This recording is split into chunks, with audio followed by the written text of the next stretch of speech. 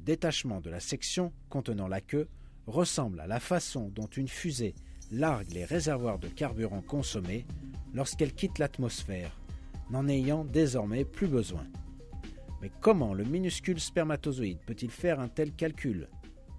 Pour que le spermatozoïde soit capable de faire un tel calcul, il doit savoir qu'il a terminé son voyage et qu'il n'a donc plus besoin de sa queue. Mais le spermatozoïde est une machine biologique inconsciente, qui n'a aucune intelligence et qui n'est pas capable de percevoir son environnement. Dieu, qui a créé le spermatozoïde, l'a doté d'un système qui permet à la queue de tomber juste au bon moment. Le spermatozoïde, en abandonnant sa queue, perce l'ovule et y dépose son chargement, en d'autres mots les chromosomes, à travers le trou qui s'est ouvert. Le processus de transport des données génétiques est de cette façon terminé. Comme résultat du fonctionnement harmonieux de centaines de systèmes différents et indépendants, les données génétiques concernant le corps de l'homme atteignent l'ovule.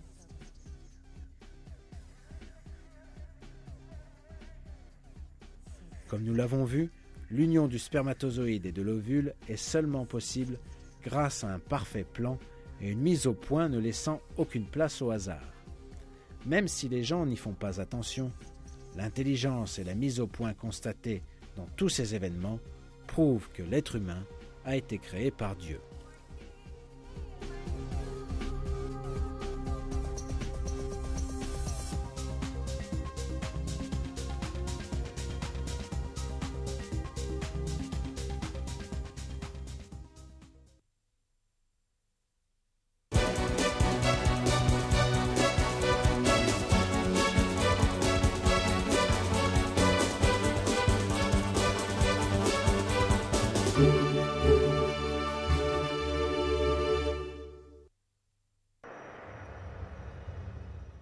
Vous êtes en train de voir un ovule qui n'a pas encore été rejoint par le spermatozoïde.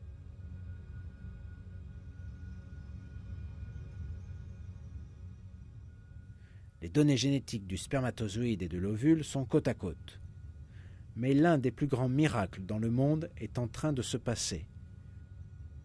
Deux jeux d'informations génétiques sont en train de se mixer pour former un nouvel être humain. Et l'union a eu lieu. Cette première cellule est appelée un zygote.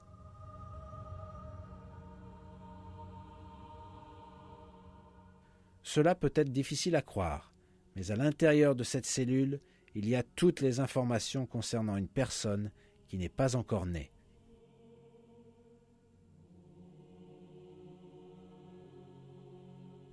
Et ce n'est pas seulement son apparence, mais aussi le squelette, les organes internes, la peau, les veines, et même la forme et le nombre de cellules sanguines circulant dans ses veines et tous les autres détails de son corps sont déterminés ici. Tout est déterminé et écrit dans cette cellule, de ses caractéristiques à l'âge de 7 ans à ses caractéristiques à l'âge de 70 ans.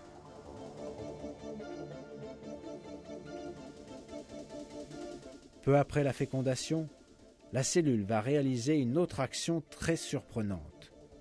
Elle se divise et deux nouvelles cellules se forment. Puis ces cellules se divisent encore et deviennent 4 cellules. La construction d'un nouvel être humain a maintenant commencé. Mais pourquoi la cellule a-t-elle décidé de se diviser ? Pourquoi a-t-elle la tâche de construire un nouvel être humain ? Qui a donné à la cellule la connaissance pour construire une nouvelle personne ? Ces questions nous amènent à l'existence de Dieu, le détenteur de l'intelligence et du pouvoir infini, qui nous a créés, nous, le monde, l'être humain dans ce monde, la cellule dans cet être humain et l'univers entier autour de lui.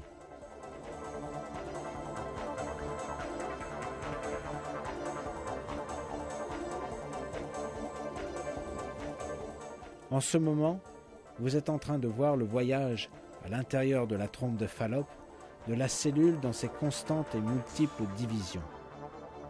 Cette collection de cellules est connue sous le nom de morula.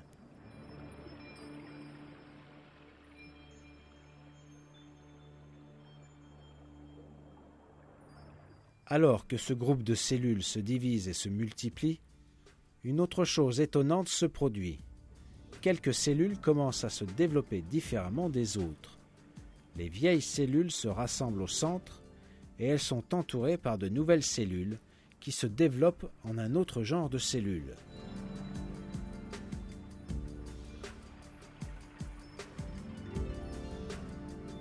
Un petit moment plus tard, le groupe de cellules au centre va former l'embryon, en d'autres mots, les premières cellules du bébé à naître, et le groupe de cellules autour d'elle va former le placenta, qui va nourrir l'embryon.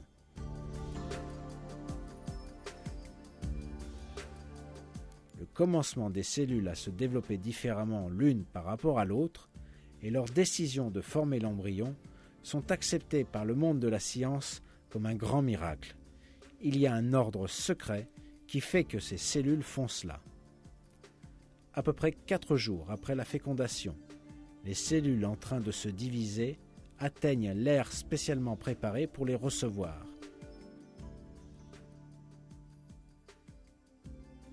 À savoir l'utérus maternel. Pour ne pas être expulsées du corps, elles doivent s'attacher à l'utérus. Toutefois, l'embryon nouvellement formé est un groupe rond de cellules similaires. Il n'a pas de crochet spécial ou d'extension pour s'attacher n'importe où. Donc, comment fait-il pour adhérer à la paroi de l'utérus ? Ceci aussi a été pris en compte. Quand ces cellules atteignent l'utérus maternel, des systèmes spéciaux rentrent en action. Ce que vous êtes en train de voir est un groupe de cellules qui vient d'atteindre l'utérus maternel, vu maintenant sous microscope électronique. Les cellules dans l'extrême périphérie émettent une enzyme spéciale qui dissout la paroi de l'utérus. De cette façon, les cellules s'attachent étroitement à l'utérus et évitent d'être expulsées du corps.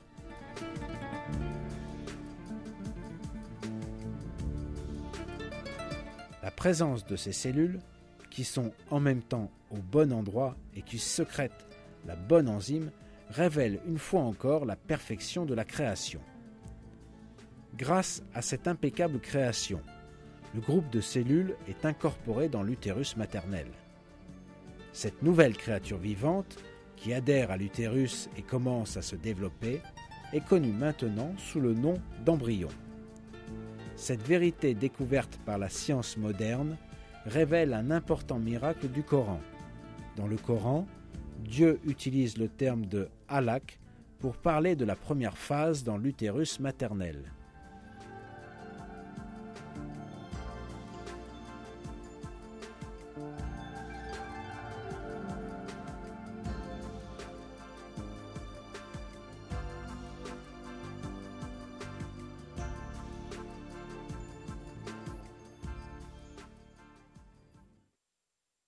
Lis au nom de ton Seigneur qui a créé, il a créé l'homme d'une halak.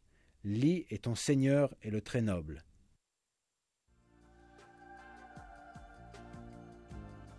Halak en arabe veut dire une chose qui adhère quelque part. Le mot est même utilisé dans la description de certains parasites qui adhèrent à la peau et sucent le sang.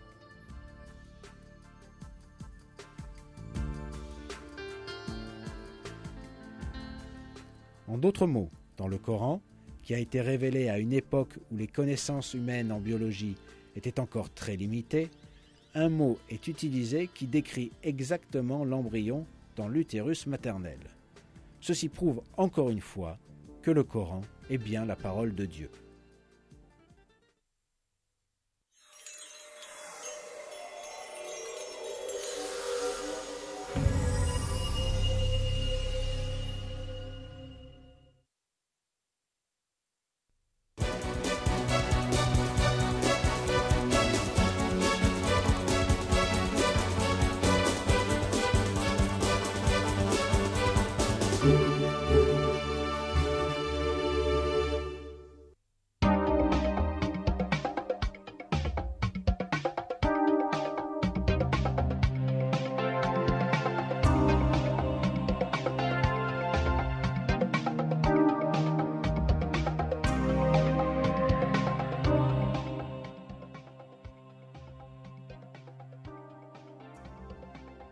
Un nombre incontable de créatures monocellulaires vit dans notre monde, qui est une planète pleine de vie.